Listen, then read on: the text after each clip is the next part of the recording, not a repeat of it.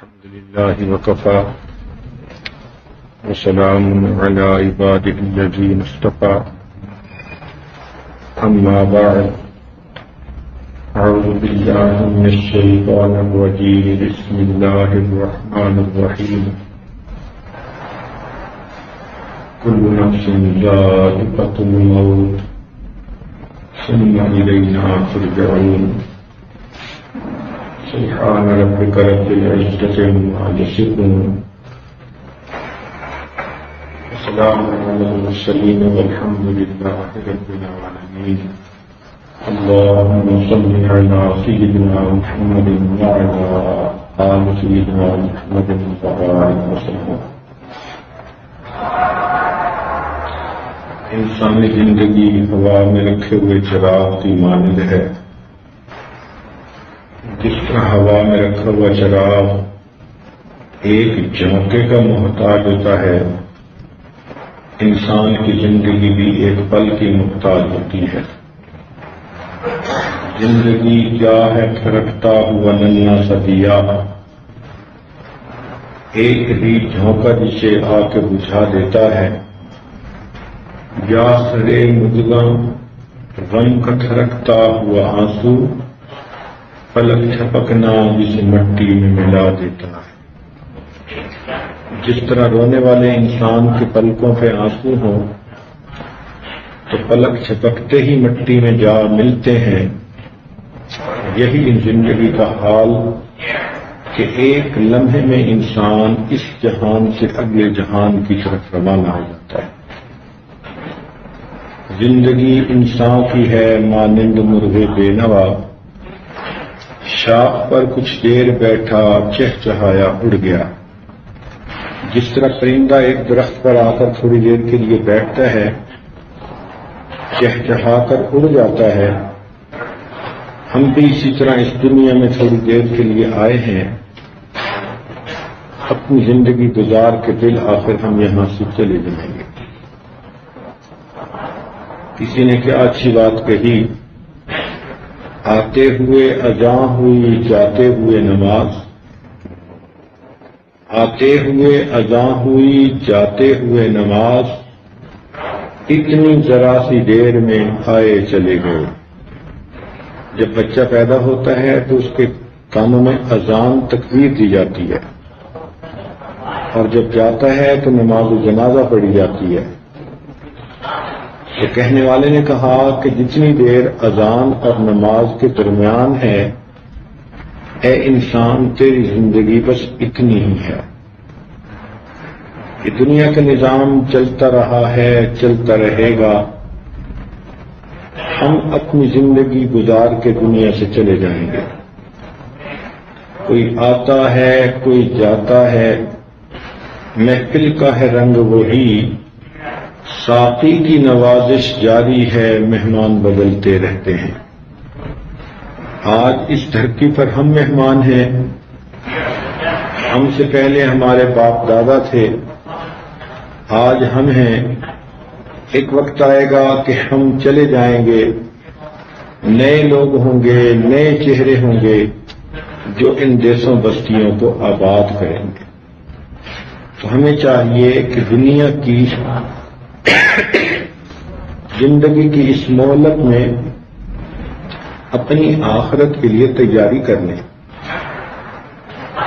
دنیا میں ہوں دنیا کا طلبگار نہیں ہوں، بازار سے گزرا ہوں خریدار نہیں.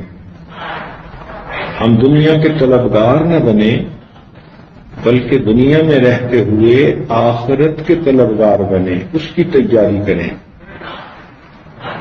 اچھا انسان کبھی بھی اپنی موت کو نہیں بھولتا، اس لیے کہ اس کا وقت متعین ہے مگر ہمیں معلوم نہیں ہے. بچے بھی چلے جاتے ہیں، جوان بھی چلے جاتے ہیں، بوڑھے ہو کے بھی جاتے ہیں. ہماری مہلت کب ختم ہوگی ہمیں اس بارے میں کچھ معلوم نہیں. تو دنیا کی زندگی میں ہم نیک اعمال کرنے میں لگے رہیں. اس لیے ہمارے بزرگوں نے کہا کہ دنیا امتحان گاہ ہے، یہ سیرگاہ نہیں، تماشا گاہ نہیں، قیام گاہ نہیں، آرام گاہ نہیں، یہ تو امتحان گاہ ہے۔ افسوس کہ ہم میں سے بعض لوگوں نے اس کو چراگاہ بنا لیا۔ مومن کا اصلی گھر تو جنت میں ہے، اور اس گھر کی پیمنٹ کے لیے اللہ رب العزت نے بندے کو دنیا میں بھیجا کہ جاؤ دنیا میں جا کے نیک کام کرو، جتنا جلدی ہو سکے تم اس مکان کی قیمت ادا کرو۔ جو ہم نیکیاں کرتے ہیں یہ جنت کے مکان کی قیمت ہے۔ جیسے کچھ لوگ مکان خریدنا ہو کمیٹی ڈال لیتے ہیں، پیسے ادھر ادھر سے قرض لے لیتے ہیں، تو پیسے اکٹھے کرتے ہیں تب مکان ملتا ہے۔ جنت کے مکان کا بھی یہی معاملہ، یہاں قرضہ نہیں چلتا۔ ہاں انسان جو نیک اعمال کرتا ہے اس کا ذخیرہ جمع ہوتا رہتا ہے، اور اگر اس نے نیکیاں زیادہ کر لی، گناہ تھوڑے ہوئے، تو گویا اس نے جنت کے مکان کی پیمنٹ کر دی۔ اب یہ بندہ جیسے ہی دنیا سے فوت ہوگا اللہ تعالیٰ اس کی قبر کو جنت کا باغ بنا دیں۔ یہ عجیب بات ہے کہ دنیا مٹی گارے سے بنی اور فنا ہونے والی ہے، جبکہ جنت سونے چاندی سے بنی اور ہمیشہ باقی رہنے والی ہے۔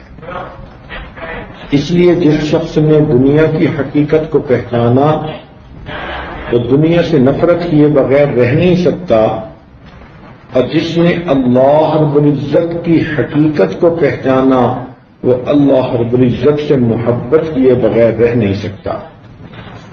یہ طے شدہ بات ہے کہ جو انسان دنیا سے دل لگائے گا ایک نہ ایک دن دنیا سے جدا کر دیا جائے گا، اور جو شخص اللہ رب العزت سے دل لگائے گا ایک نہ ایک دن اللہ سے ملا دیا جائے گا۔ ہمارا ہر قدم عدم کی طرف بڑھ رہا ہے، ہر آنے والا دن ہمیں موت کے قریب سے قریب تر کر رہا ہے۔ فانی ہر ایک شے یہاں پر لا کلام ہے، کہتے ہیں جس کو باقی وہ اللہ کا نام ہے۔ اگر آپ انسان کی زندگی کے مختلف مراحل پہ غور کریں تو جیسے 5 نمازیں ہیں زندگی میں، اسی طرح انسان کی زندگی میں بھی 5 مراحل ہیں۔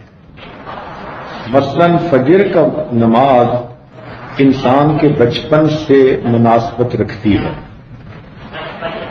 ظہر کی نماز انسان کی جوانی کے وقت سے مناسبت رکھتی ہے، عصر کا وقت انسان کے بڑھاپے سے مناسبت رکھتا ہے، مغرب کا وقت انسان کی موت سے مناسبت رکھتا ہے، اور عشاء کا وقت انسان کے عدم اور فنا ہو جانے کا وقت ہے کہ قبر میں بھی اس کے جسم کو مٹی کھا لیتی ہے اور بندے کا نام و نشان مٹ جاتا ہے۔ بس ریڑھ کی ہڈی چھوٹی سی ایک ہوتی ہے جس کو اللہ بچا لیتے ہیں، اور پھر قیامت کے دن اسی سے انسان کو اللہ تعالیٰ دوبارہ کھڑا فرمائے گا۔ کیونکہ انسان مٹ جاتا ہے ایک طرح سے، نام و نشان بھی بلکہ ختم ہو جاتا ہے۔ آپ ذرا غور کریں کہ آج سے 2000 سال پہلے جو لوگ آئے تو آج کسی کو ان کے ناموں کا بھی پتہ نہیں، تو ان لوگوں کے تذکرے ہی دنیا سے مٹ جاتے ہیں۔ اسی طرح آج سے 500-700 سال پہلے جو لوگ آئے، چند نمایاں لوگوں کے تذکروں کے علاوہ لاکھوں انسان، کروڑوں انسان دنیا میں آئے اور گئے، آج ان کا تذکرہ ہی نہیں دنیا میں۔ ہم اپنی زندگی میں دیکھیں، ہم نے اپنے پردادا کا کبھی تذکرہ کیا؟ الا ماشاء اللہ، زیادہ سے زیادہ کوئی یاد کر بیٹھتا ہے تو اپنے ماں باپ کو، ماں باپ سے اوپر کے لوگ یاد ہی نہیں ہوتے۔ اللہ تعالیٰ ایک وقت آتا ہے بندے کا تذکرہ ہی دنیا سے مٹا دیتے ہیں۔ کتنی عجیب بات ہے کہ بالآخر انسان کے نام نے بھی دنیا سے مٹ جانا ہوتا ہے۔ ایک وقت ایک بزرگ نے اپنے ایک مرید کو بلایا اور فرمایا کہ بھئی جو اس چیز سے تمہیں سب سے زیادہ نفرت ہے وہ میرے پاس لے کے آؤ۔ تو وہ بچہ خشک پاخانہ لے کر آیا، کہنے لگا کہ اس میں بدبو ہے، غلاظت ہے، نجاست ہے، مجھے اس سے سب سے زیادہ نفرت ہے۔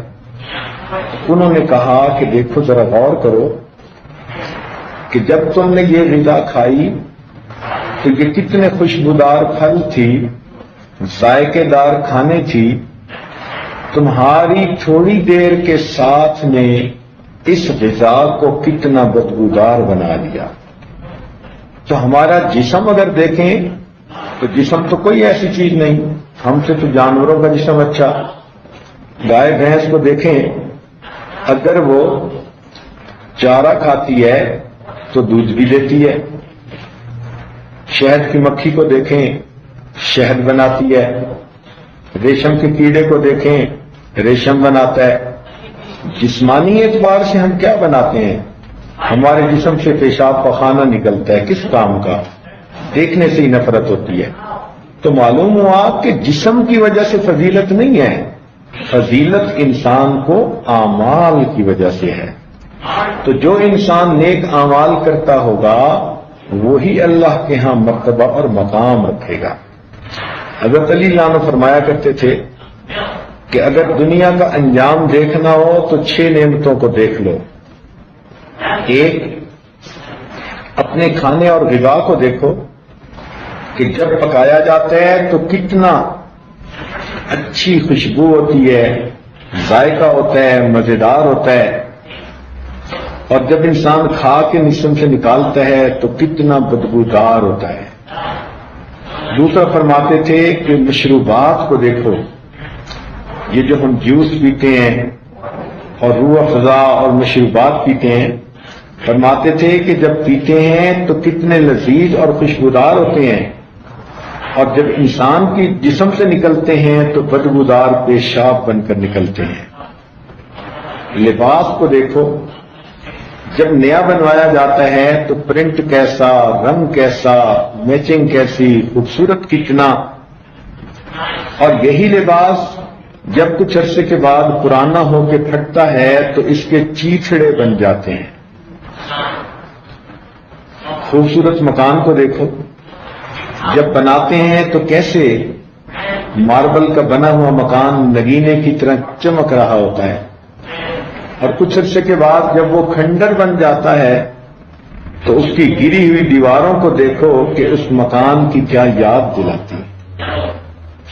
خوبصورت چہرے کو دیکھو، 15 سال کی عمر میں انسان کا حسن و جمال دیکھو تو اپنے جوبن پہ ہوتا ہے، اور وہی بندہ جو 15 سال کی عمر میں گلاب کے پھول کی طرح تھا، اگر اس کو 70 سال کی عمر میں دیکھو تو منہ پہ جھریاں پڑی ہوں گی، منہ میں دانت نہیں ہوگا، پیٹ میں آنت نہیں ہوگی، آنکھوں میں بینائی نہیں ہوگی، کانوں میں سنوائی نہیں ہوگی۔ کیا انسان ہوتا ہے اور کچھ عرصے کے بعد کیا بن جایا کرتا ہے۔ تو معلوم ہوا کہ اس دنیا میں جو چیز بھی آئی ہے بالآخر اس نے فنا ہونا ہی ہے۔ یہ دنیا فنا کے داغ سے داغدار ہے۔ تو اسی طرح ہمیں بھی بالآخر ایک دن اس دنیا سے چلے جانا ہے۔ اسی لیے مومن جب دنیا سے فوت ہوتا ہے تو دوسرے لوگ پڑھتے ہیں انا للہ و انا الیہ راجعون، کہ ہم اللہ کے ہیں اور ہم نے اللہ تعالی ہی کی طرف لوٹنا ہے۔ یہ ایسا ہی ہے کہ جیسے دکاندار اگر بوتلیں لائے پینے والی تو ان کو نیچے کے ریک میں رکھے یا اوپر کے ریک میں رکھے تو یہ مالک کی اپنی مرضی ہوتی ہے، اپنا چوائس ہوتا ہے۔ اللہ رب العزت نے بھی زمین اور آسمان کی 14 منزلہ بلڈنگ بنائی ہے، 7 زمینیں 7 آسمان، تو یہ 14 منزلہ بلڈنگ بن گئی۔ اب اللہ تعالیٰ کسی کو زمین کی بلڈنگ میں رکھیں یا آسمان کے اوپر منزل پہ لے جائیں تو یہ اللہ رب العزت کا اپنا چوائس ہے. اس لیے امام غزالی رحمۃ اللہ علیہ لکھتے ہیں اے انسان تجھے چاہیے کہ ہر وقت موت کے لیے تیار رہے. انہوں نے ایک مثال لکھی کہ ایک بادشاہ کا باغ تھا. اس نے ایک بندے کو بلایا, کہا کہ یہ ٹوکری سنبھالو اور اس باغ میں سے بہترین پھل اکٹھے کر کے لاؤ تو میں تمہیں انعام دوں گا. اس نے کہا یہ تو کوئی مسئلہ ہی نہیں. بادشاہ نے کہا کہ شرط یہ ہے کہ جدھر سے گزر کے آ جاؤ گے واپس ادھر جانے کی تمہیں اجازت نہیں ہوگی, ون وے تمہیں سفر کرنا ہوگا. اس نے کہا ٹھیک ہے, یہ تو کوئی بگ ڈیل نہیں ہے. چنانچہ اس نے اپنے پاس وہ تھیلی لی اور باغ میں ایک دروازے سے داخل ہوا. پہلی حصے کے پھل اسے اتنے اچھے نہ لگے, دوسرے حصے میں آ گیا, وہاں کے پھل کچھ مناسب تھے. سوچا آگے جاتا ہوں بہتر پھل توڑوں گا, آگے پھل اور بھی زیادہ اچھے تھے. اس نے سوچا کہ میں اور آگے جاتا ہوں تاکہ بہترین پھل توڑوں, اور آگے گیا تو بہترین پھل تھے, دیکھ کے دل خوش ہوتا تھا. اس کے دل میں یہ خیال آیا کہ میں جیسے جیسے آگے بڑھ رہا ہوں ویسے ویسے پھلوں کی کوالٹی اور سائز بہتر ہوتا جا رہا ہے, تو میں اگلے اور آخری درجے سے پھل توڑوں گا اور بہترین پھل بادشاہ کی خدمت میں پیش کروں گا. جب وہ اگلے اور آخری درجے میں پہنچا تو یہ دیکھ کر حیران ہوا کہ وہاں کے درختوں پر تو پھل لگے ہوئے ہی نہیں تھے. اب وہ رونے کھڑا ہو گیا, کاش میں نے کچھ پھل توڑے ہوتے تو مجھے بادشاہ کے سامنے جاتے ہوئے شرمندگی تو نہ ہوتی. تو امام غزالی رحمۃ اللہ علیہ فرماتے ہیں کہ بادشاہ سے مراد اللہ رب العزت کی ذات ہے, اور بندے سے مراد تیری ذات ہے, اور باغ سے مراد تیری زندگی کا باغ ہے, اور اس ٹوکری سے مراد تیرا نام اعمال ہے, اور پھلوں سے مراد نیکیوں کے پھل ہیں جو تجھے زندگی میں توڑنے کی حکم دیا گیا. اور تیری زندگی کا ہر دن باغ کے ایک حصے کی مانند ہے, اور روز تو سوچتا ہے میں کل سے نیک بن جاؤں گا, یعنی میں اگلے حصے سے پھل توڑوں گا. جب کل آتا ہے پھر سوچتا ہے اچھا میں کل سے نیک ہو جاؤں گا. تو انسان کل کل کرتا رہتا ہے. ایک ایسا وقت آتا ہے کہ اس کی زندگی میں کل نہیں ہوتا, اس نے آج ہی اس دنیا سے چلے جانا ہوتا ہے. تو پھر اللہ رب العزت کے سامنے نیکیوں سے خالی نام اعمال لے کر جائیں گے تو ہمیں کتنی شرمندگی ہوگی. ایک اصول کی بات یاد رکھیں کہ دنیا کا جو کچھ ہے یہ بالآخر یہاں رہ جانا ہے. انسان کا سفر جتنا لمبا ہو ساتھ جانے والا سامان اتنا تھوڑا ہوتا ہے. آپ ذرا غور کریں, اگر آپ نے لوساکا میں ایک جگہ سے دوسری جگہ گھر تبدیل کیا تو آپ اپنے پرانے گھر کا سامان 100% دوسرے مکان میں شفٹ نہیں کرتی. کچھ پرانا ہوتا ہے, ٹوٹا ہوا ہوتا ہے, بیکار ہوتا ہے, وہ آپ کسی کو دے دیتی ہیں, ٹریش کر دیتی ہیں, بیچ دیتی ہیں, اور نئے مکان کے لیے نیا سامان ارینج کر لیتی ہیں. جو سامان ساتھ آپ لے کر جاتی ہیں وہ 60-70% ہوتا ہے زیادہ سے زیادہ. اور بالفرض اگر آپ نے یہاں سے سعودی عرب شفٹ ہونا ہے, یا فرض کرو یہاں سے آپ نے چپاٹا شفٹ ہونا ہے, تو اب آپ وہ 60% سامان بھی نہیں لے کے جائیں گی. آپ ایک کنٹینر کریں گی سامان کا, چاہے 30% آتا ہے 40%, تو اچھا اچھا سامان چن لیں گی اور باقی سامان یہی رکھ جائیں گی. تو جب چپاٹا جانا ہوا تو اب صرف ایک کنٹینر آپ لے کر گئی. اور اگر بالفرض آپ نے سعودی عرب جانا ہو تو کنٹینر بھی ساتھ نہیں جاتا، بلکہ آپ سعودی عرب جاتے ہوئے 2 بیگ لے کر ساتھ جاتی ہیں، ہر بیگ کا وزن 30 کلو ہوتا ہے۔ تو معلوم ہوا کہ جتنا سفر لمبا ہوتا جا رہا ہے اتنا انسان کے ساتھ جانے والا سامان گھٹتا جا رہا ہے۔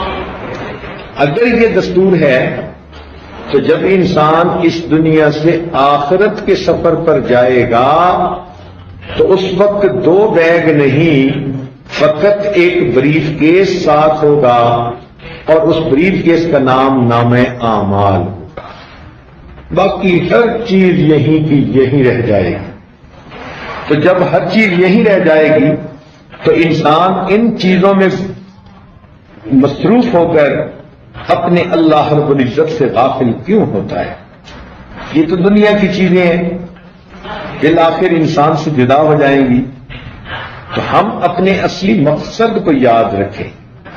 نبی علیہ الصلوۃ والسلام نے ایک مرتبہ ملک الموت سے فرمایا کہ ملک الموت اپنے آنے سے پہلے کچھ اپنے میسج بھیج دیا کرو۔ ملک الموت نے عرض کیا، اے اللہ کے نبی، میں تو اپنے میسج بھیجتا ہوں، انسان کے دانت کا ٹوٹ جانا، اس میں کیویٹی کا بن جانا، یہ اس کو میسج ہے میری طرف سے۔ اس کے جسم کا بال سفید ہو جانا میری طرف سے میسج ہے۔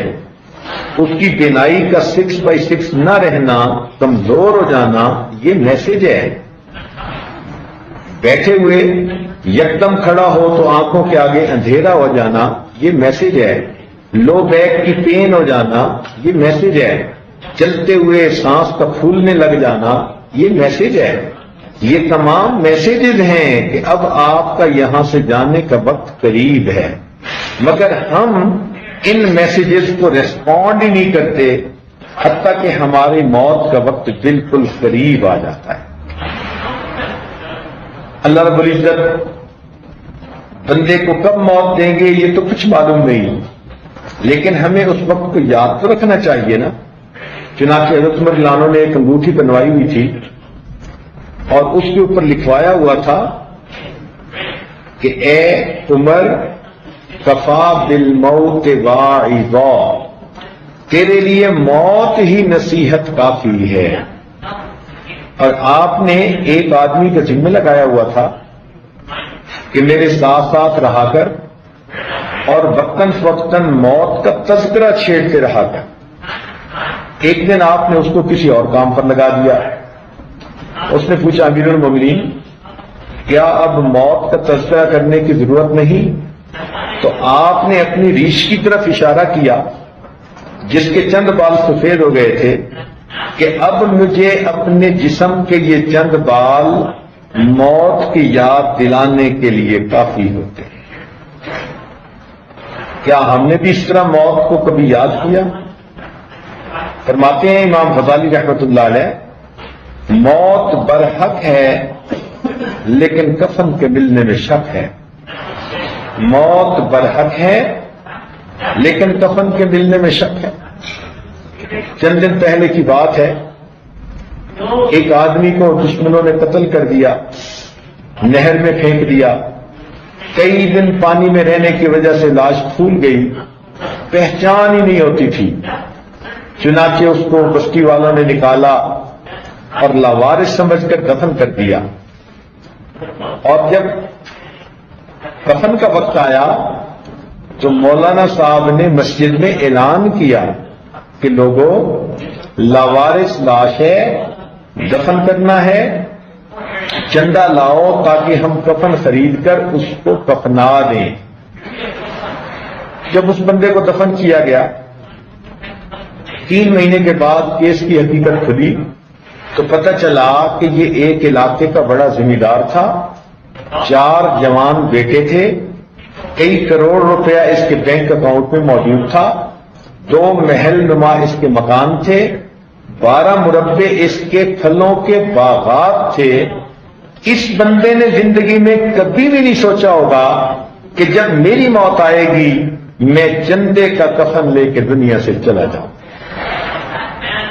کہتے ہیں کہ وارث مان نہ کری وارثاں دا، رب بے وارثہ کر مار دائی کہ اے وارث تو اپنے وارثوں کا مان نہ کر. اللہ رب العزت بندے کو لاوارث کر کے مار دیا کرتے ہیں. تو ہم اپنی موت کو یاد رکھیں, اس کی تیاری کر لیں. ایسا نہ ہو کہ جب وقت آئے تو پھر ہم ہاتھ مل رہے ہوں کہ کاش ہم نے یہاں پہلے تیاری کر لی ہوتی. کسی کا کندھا نگینے پہ نام ہوتا ہے, کسی کی عمر کا لبریز جام ہوتا ہے. عجیب پانی ہے دنیا یہاں پہ شام و سحر, کسی کا کوچ کسی کا مقام ہوتا ہے. آخرت کی تیاری کیا ہے ذرا سمجھے. ایمان جو دنیا میں ہم حاصل کرتے ہیں یہ آخرت کی روشنی ہے, آخرت کی بجلی ہے. دنیا میں جو تقوی کی زندگی گزارتے ہیں یہ آخرت کا لباس ہے, وہ لباس التقوی. دنیا میں جو اللہ کا ذکر کرتے ہیں یہ آخرت کے باغات ہیں, کھانے والے پھل ہیں. اور دنیا میں اگر ہم مسجد بناتے ہیں تو یہ آخرت کا ہمارا مکان اور محل ہے. تو ان نیک اعمال کو کر کے ہم آخرت کی زندگی کی تیاری ابھی سے کر لیں. جن لوگوں نے موت کی تیاری کی ہوتی ہے ان کو موت کے وقت پریشانی نہیں ہوتی. چنانچہ ایک بزرگ گزرے ہیں پیر ننھے میاں بھوپالی, تو ان کی موت کا جب وقت آیا تو مسکرائے اور قریب کے لوگوں کو کہا السلام علیکم, اور پھر کہا لا الہ الا اللہ محمد الرسول اللہ, اور فوت ہو گئے. ایک بزرگ تھے, ان کی 3 سالہ بیٹی تھی, اس کا نام تھا حفصہ. ان پہ کچھ کیفیت تھی آخری وقت کی, تو وہ حفصہ بچی آئی اور ابو کے ساتھ بستر پر لیٹ گئی. وہ چاہتی تھی کہ ابو میرے ساتھ باتیں کریں, پیار کریں, مگر وہ تو آنکھیں بند کر کے خاموش لیٹے ہوئے تھے. تو یہ بچی ان سے باتیں کرتی رہی, کبھی ان کی آنکھیں کھولتی کبھی منہ کھولتی, ان کے سینے کے اوپر چڑھ گئی. ابو کیا بات ہے, آپ مجھ سے بات نہیں کرتے. پھر یہ ناراض ہو گئی کہ اچھا میں بھی آپ سے نہیں بولوں گی, اور دوسرے کمرے میں جا کے بچی نے رونا شروع کر دیا. ماں نے بچی کو روتے دیکھا تو اس نے کہا بیٹا کیوں رو رہی ہو؟ اس نے کہا ابو مجھ سے نہیں بولتے, میں نے اب ابو سے نہیں بولنا. تو ماں اس بچی کو اٹھا کے لائی اور ان بزرگوں کے قریب لا کر اس بچی کو کھڑا کیا اور کہا دیکھو نا, یہ پیاری پیاری حفصہ ناراض ہو گئی ہے آپ سے, آپ ذرا اس حفصہ سے باتیں کریں, اس کو منائیں. تو جب بیوی نے یہ کہا تو ان بزرگوں نے آنکھ کھول کر کہا کون سی حفصہ اور کیسی حفصہ, ہم نے تو اپنے یار کو منا لیا, لا الہ الا اللہ محمد رسول اللہ, کلمہ پڑھا وہیں ان کی موت آ گئی. تو جن لوگوں نے محنتیں کی ہوتی ہیں پھر آخری وقت میں دنیا ان کے لیے رکاوٹ نہیں بنتی. وہ دنیا کے بارے میں کہتے ہیں کون سی دنیا کیسی دنیا, کون سی حفصہ کیسی حفصہ, ہم نے تو اپنے یار کو منا لیا. اور دستور یہی ہے کہ جس گھر والے سے نہ بنتی ہو نا, عورت کو کہا جائے نا کہ تجھے اس گھر میں لے جا رہے ہیں, یہ کہے گی میرا تو جانے کو جی نہیں چاہتا, اس گھر کی عورت تو مجھے اچھا نہیں سمجھتی, وہ تو مجھے تیوریاں دیکھتی ہے اور میرے متعلق باتیں کرتی ہے اور برا گمان رکھتی ہے, میں تو اس گھر میں قدم ہی نہیں رکھ سکتی. ہم جس گھر کے لوگوں سے محبت کا تعلق نہ بنا پائیں ہم قدم رکھنے کو تیار نہیں ہوتے. آپ سوچیں اگر اللہ رب العزت سے یہ تعلق نہ جوڑ سکے کل آخرت کے دربار میں اللہ کے سامنے ہم کیسے کھڑے ہو سکیں. اور موت تو بالآخر آتی ہے. دیکھیے سلیمان علیہ السلام بیت المقدس بنانے لگے تو آپ نے جنوں کو حکم دیا کہ تم اس کو بناؤ, اور خود ایک شیشے کا کمرہ بنا کر اس کے اندر آپ کھڑے ہو گئے کہ میں اس کی نگرانی کروں گا. اسی حال میں آپ کی موت آ گئی. اللہ تعالیٰ نے اپنا گھر بنوانے کی ترتیب یہ بنائی کہ جن کام کرتے رہے، جب کام مکمل ہو گیا تو ان کی لکڑی عصا جو تھا اس کو دیمک نے کھا لیا، تو پھر ان کی لاش زمین کے اوپر آ گئی۔ تب جنوں کو پتہ چلا کہ ان کی تو وفات ہو چکی۔ اب ذرا غور کریں، اللہ رب العزت کے پیغمبر ہیں اور اللہ کا گھر بنانے میں لگے ہوئے ہیں، اگر اس دوران ان کی موت آتی ہے تو اللہ ان کو بھی دنیا سے لے جاتے ہیں۔ میں اور آپ کن کاموں میں پھنسے ہوئے ہیں کہ جب ہماری موت آئے گی تو ہمیں کوئی مہلت دے دی جائے گی؟ جب آئے گی سب کو کھڑے پیر جانا پڑے گا۔ لا یستطیعون توصیۃ ولا الی اہلہم یرجعون۔ اتنی بھی مہلت نہیں ہوگی کہ گھر والوں کو نصیحت کر دیں، وصیت کر دیں، یا اپنے گھر والوں کی طرف لوٹ کے چلے جائیں۔ جہاں کھڑے ہوں گے وہیں سے جانا پڑے۔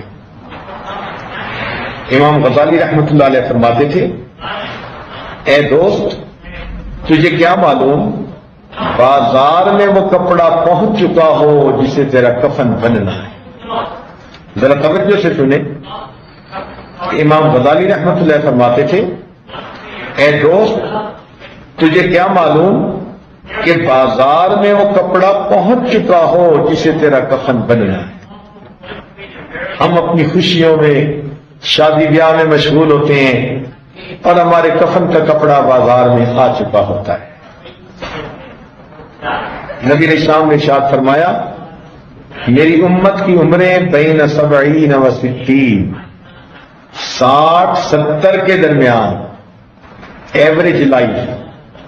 ویسے تو کوئی پیدا ہوتے ہی بچہ فوت ہو جائے گا، کوئی 100 سال کا جا کر مرے گا، لیکن جب گراس ایوریج نکالیں گے پوری امت کی تو وہ 60 سال ہی بنے گی۔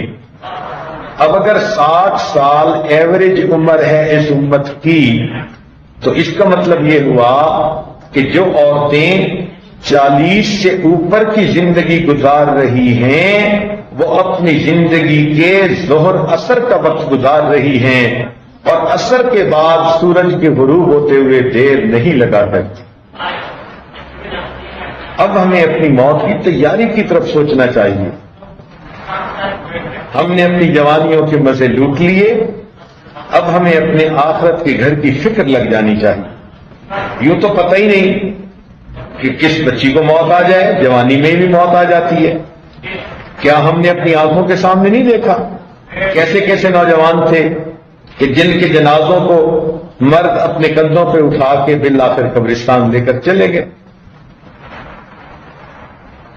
تو موت تو انسان کی کسی وقت بھی آ سکتی ہے، مگر اس کے لیے بندے کو تیار رہنا چاہیے تاکہ جب موت کا وقت آ جائے تو اس کو جانے میں دیر نہ ہو۔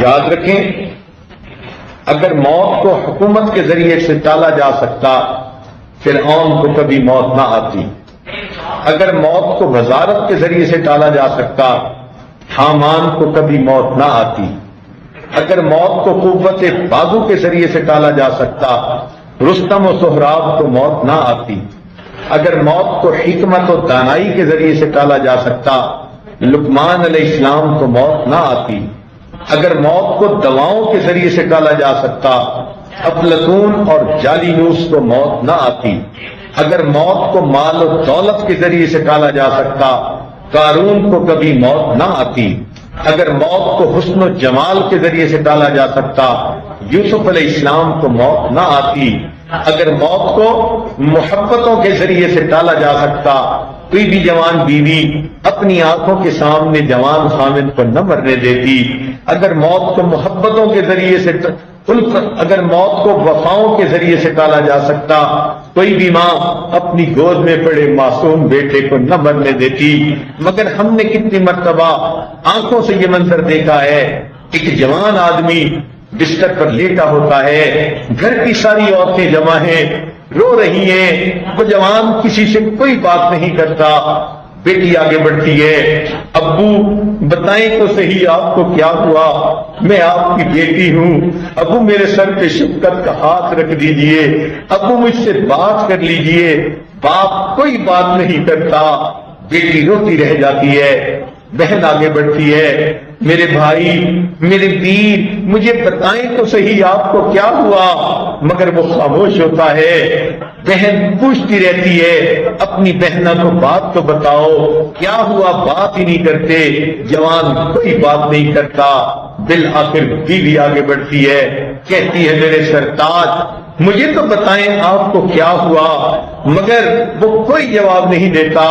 بیوی روتی ہے، اگر میری کسی بات سے آپ خفا ہو گئے میں سوری کر لیتی ہوں، میں پاؤں پکڑ کے منا لیتی ہوں، پلیز آپ مان جائیے، بولنا کو نہ چھوڑیے۔ آپ تو میرے سامنے تنہائی میں اپنے دل کے راز کھول دیا کرتے تھے، آج مجھ سے بات ہی نہیں کر رہے، میری طرف دیکھنا پسند نہیں کر رہے۔ آپ کو اگر خدمت کی ضرورت ہے میں 24 گھنٹے کی خادمہ حاضر ہوں، کچھ کھانا چاہیے میں پکانے کو تیار، خدمت چاہیے میں خدمت کے لیے حاضر، مجھے بتائیں تو صحیح آپ کو کیا ہوا۔ وہ جوان کوئی بات نہیں کرتا، بیوی روتی رہ جاتی ہے۔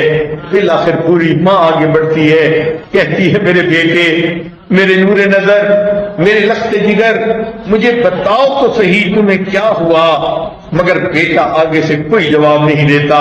ماں اپنے خیالات کی دنیا میں سوچتی ہے، بیٹے جب میری شادی کو کچھ سال گزر گئے تھے مجھے امید نہیں لگتی تھی، میں اولاد کی خاطر دیوانی بن گئی تھی، جب نماز پڑھتی اولاد کی دعا مانگتی، قرآن پڑھتی اولاد کی دعا مانگتی، رمضان کے روزے افطار کرتی اولاد کی دعا مانگتی، بیٹے میں عمرے پر بھی گئی، غلاف کعبہ کو پکڑ کے اولاد کی دعائیں مانگی، مقام ابراہیم پہ سجدے کر کے اولاد کی دعائیں مانگی، اللہ کے گھر کا طواف کیا اولاد کی دعائیں مانگی۔ بیٹے مجھے پتہ چلتا کوئی بزرگ آئے ہوئے ہیں، میں اولاد کی دعا کے لیے پیغام بھیجتی تھی، میں لیلۃ القدر میں جاگتی اولاد کی دعائیں مانگتی۔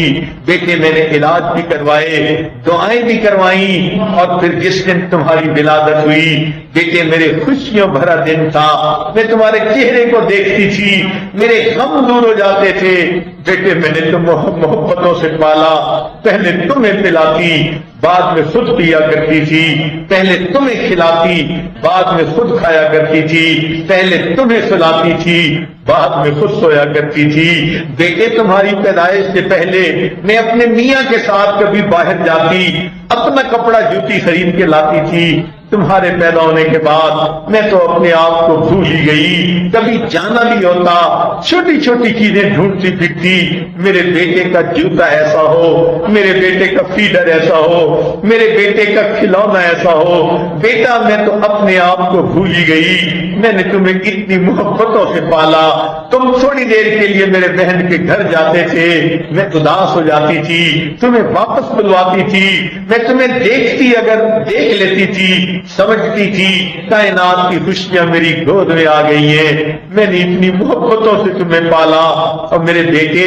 تم اتنے اچھے میرے بیٹے بنے کہ تم میرے فرما بردار میرے تابعدار بیٹے بنے، مگر میرے بیٹے آج آپ کو کیا ہوا، آپ اماں سے بات کیوں نہیں کرتے، بیٹے امی سے خفا نہیں ہوا کرتے، جواب تو دو تمہیں کیا ہوا، تکلیف ہے تو بتا دو میں ابھی دوائی منگواتی ہوں، بیٹے میں بہت خرچ کروں گی تمہارا علاج کروانے کے لیے، میرے بیٹے بتاؤ کیا ہوا۔ بیٹا کوئی جواب نہیں دیتا، بلکہ ماں دیکھتی ہے بیٹے کی آنکھیں کھلی رہ گئی اور اندر کا انسان اٹھ چلا گیا، روح پرواز کر گئی، تو بوڑھی ماں اپنے کانپتے ہاتھوں کے ساتھ اپنے جوان بیٹے کی آنکھوں کو بند کر دیتی ہے۔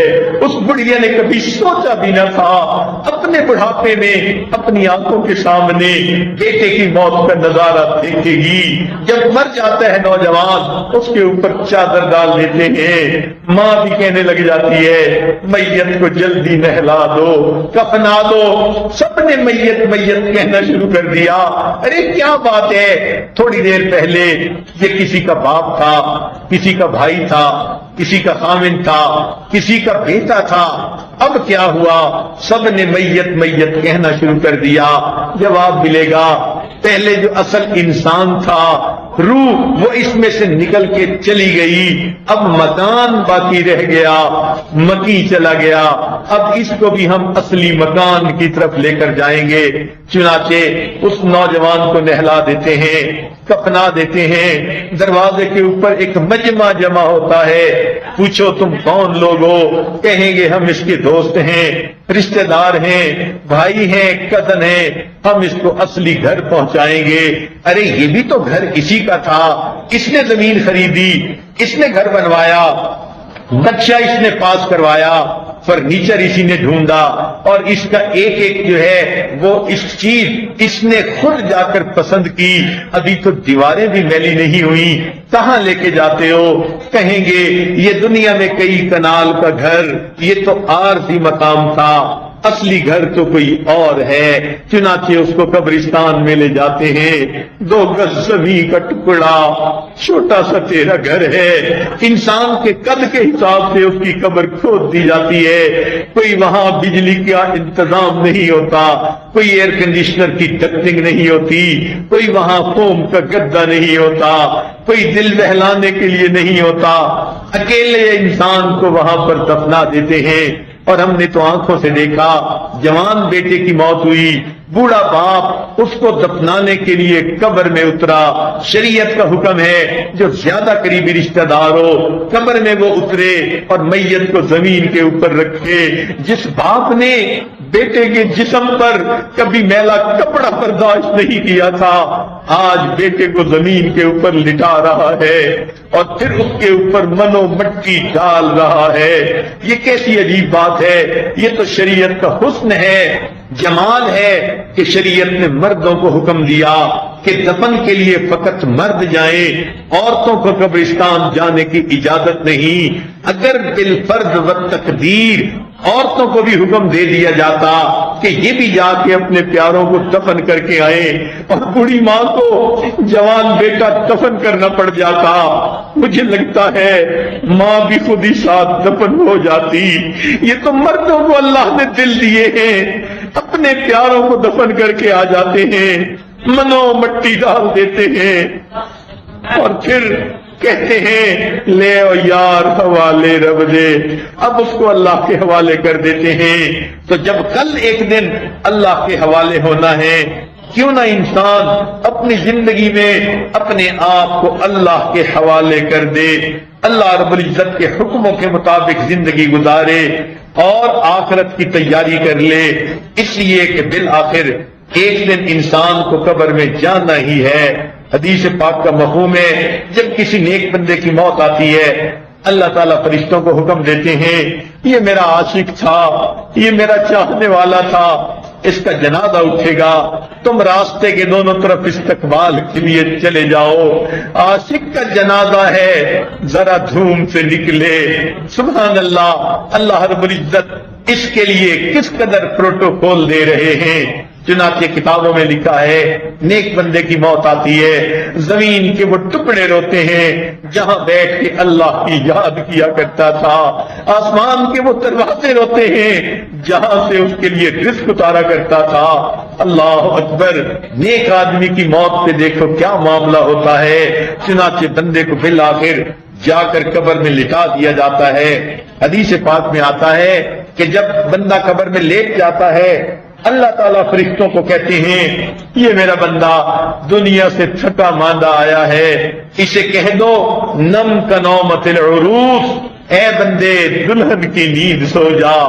یہاں محدثین نے بڑی تفصیل لکھی کہ یہ کیوں نہ کہا میٹھی نیند سو جا، آرام کی نیند سو جا، گہری نیند سو جا، بلکہ یہ کہا دلہن کی نیند سو جا۔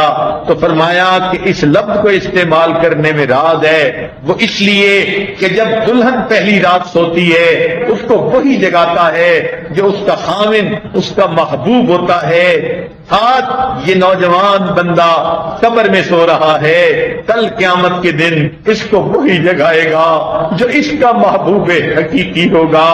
دلہن کی آنکھ کھلی تو خامن کے چہرے پہ پڑی، اس مومن کی آنکھ کھلے گی قیامت کے دن تو اللہ رب العزت کا دیدار ہوگا۔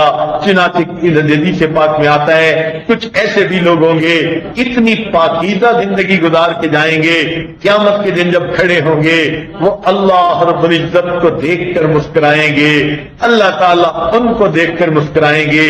آواز آئے گی یا ایتھا النفس المطمئنہ ارجعی الی ربک راضیۃ مرضیہ فادخلی فی عبادی وادخلی جنتی۔ تو جب بالآخر ہم نے اللہ رب العزت کے حضور چلے ہی جانا ہے تو کیوں نہ ہم اس کے لیے آج تیاری کر لیں۔ یہ زندگی کا جو چند دن رہ گئے ان میں ہم اپنے رب کو منا لیں۔